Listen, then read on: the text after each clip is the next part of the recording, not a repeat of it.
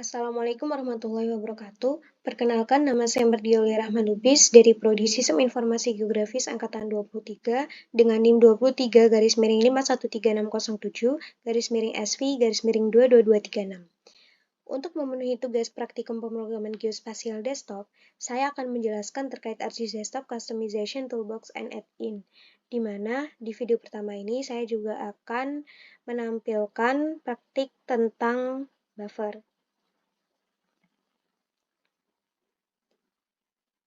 Menurut Simar Mata tahun 2010, customization atau konsep dari kustomisasi pada software khususnya berbasis spasial yang merupakan proses melakukan perubahan perangkat lunak berbasis spasial yang mengacu pada kemampuan dalam mengubah guna memenuhi kebutuhan atau keinginan spesifik individu maupun kelompok tertentu, di mana dapat pula meningkatkan keuntungan dari penggunaan perangkat lunak tersebut.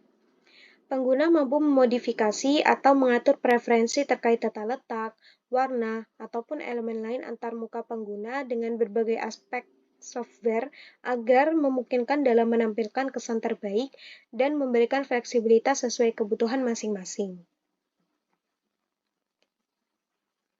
Terdapat 3 level atau tingkat kustomisasi pada perangkat lunak, yaitu yang pertama individualization atau individualisasi.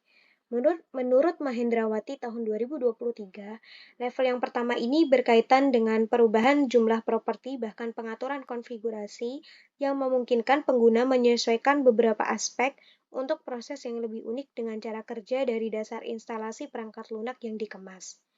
Level yang kedua yaitu tailoring atau menjahit, di mana tingkat level kustomisasi ini berfungsi untuk memilih berbagai tools yang akan digunakan di mana tidak ada perubahan kode dan modul di dalamnya.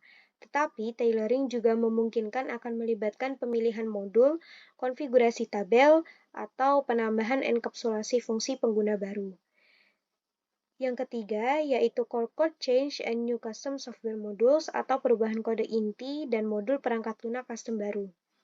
Terdapat banyak fasilitas yang dapat digunakan untuk mengubah kode inti serta modul perangkat lunak custom baru, di mana sudah ada perubahan terkait kodenya dan juga mampu dalam membuat toolbar yang paling dasar. Selanjutnya yaitu perbedaan toolbox dan add-in pada ArcGIS Desktop.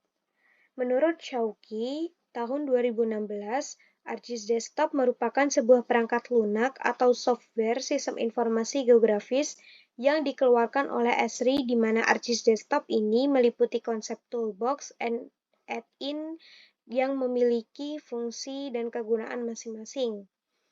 Toolbox sendiri dalam ArcGIS Desktop adalah wadah untuk menyimpan dan nantinya akan mengorganisir alat geoprocessing yang digunakan untuk menjalankan sebuah tugas analisis geografis tertentu, mencakup pemrosesan spasial, melakukan analisis overlay, konversi data, dan masih banyak lagi. Sedangkan add-in pada ArcGIS Desktop ini yang akan dilakukan praktik pada video kedua adalah program tambahan yang dikembangkan dengan menggunakan beberapa bahasa pemrograman seperti bahasa Python dan bahasa Java, di mana menyediakan integrasi dengan sumber data eksternal yang mampu menyederhanakan tugas tertentu. Kemudian, penjelasan tentang ArcP dan pemanfaatannya dalam penyusunan toolbox maupun add-in pada ArcGIS Desktop. Menurut Indriasari tahun 2022, ArcP merupakan modul Python yang digunakan untuk mengakses beberapa fitur yang ada di ArcGIS dalam menjalankan berbagai macam tool geoprocessing dari dalam skrip bahasa Python yang mendukung proses pengolahan data spasial. Penggunaan ArcP dalam menyusun toolbox sendiri membantu untuk membuat serta mengelola alat sesuai kebutuhan guna memanipulasi data maupun menganalisis data spasial. Sedangkan penggunaan ArcP dalam add-in akan membantu dalam meningkatkan pengalaman pengguna saat menyusun alat custom sesuai keinginan dan kebutuhan mencakup mengaktifkan maupun menonaktifkan add-in nantinya. Selanjutnya, di sini saya akan menjelaskan tentang pembuatan buffer dalam ArcGIS yang termasuk ke dalam pembuatan zona atau area sekitar dari fitur tertentu yang dipilih seperti titik, garis, ataupun poligon dalam jarak tertentu. sesuai ukuran yang dibutuhkan.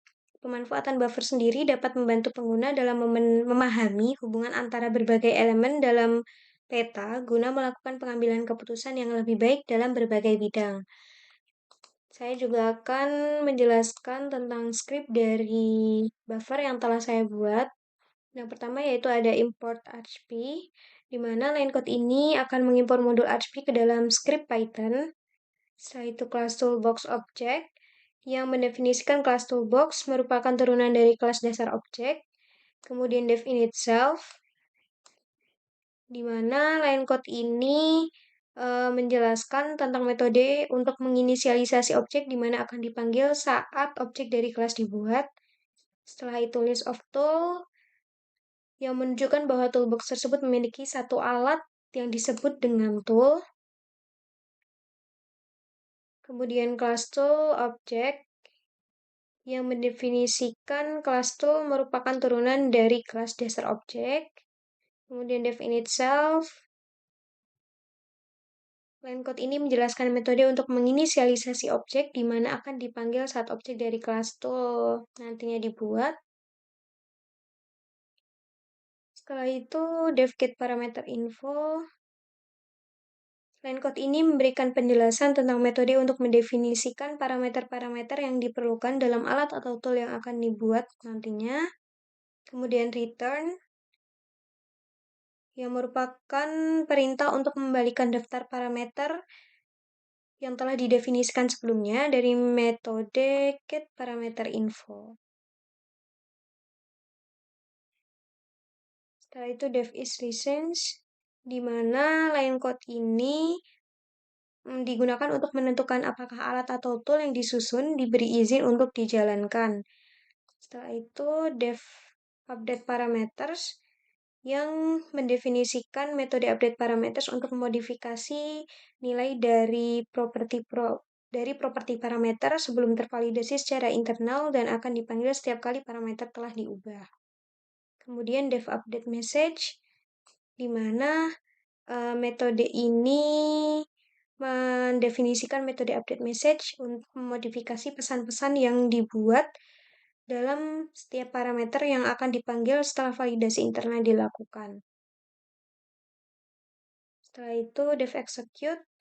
Dev execute ini mendefinisikan metode execute yang berisi kode sumber dari alat atau tool geoprocessing yang akan dijalankan saat toolbox juga dijalankan. Message add message merupakan line code yang mendeklarasikan penambahan pesan kepada pengguna selama eksekusi alat atau tool.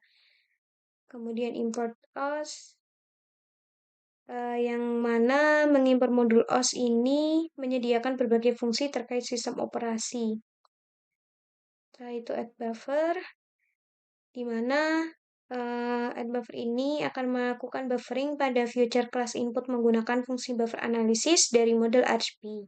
Dan yang terakhir yaitu return, yang menandakan bahwa eksekusi metode telah selesai. Ini saya akan mencoba untuk memasukkan data, add, dan kita lakukan buffer dari data yang telah ditambahkan. Untuk input buffer distance-nya bebas mau menggunakan ukuran berapa saja. Kita coba 50. Oke. Proses buffering sedang berjalan dan berhasil. Kita close, kita tambahkan hasil file yang telah kita lakukan buffering. Kita lihat hasilnya, kita zoom. Proses buffer berhasil dilakukan. Sekian video pertama saya. Terima kasih atas perhatiannya. Wassalamualaikum warahmatullahi wabarakatuh.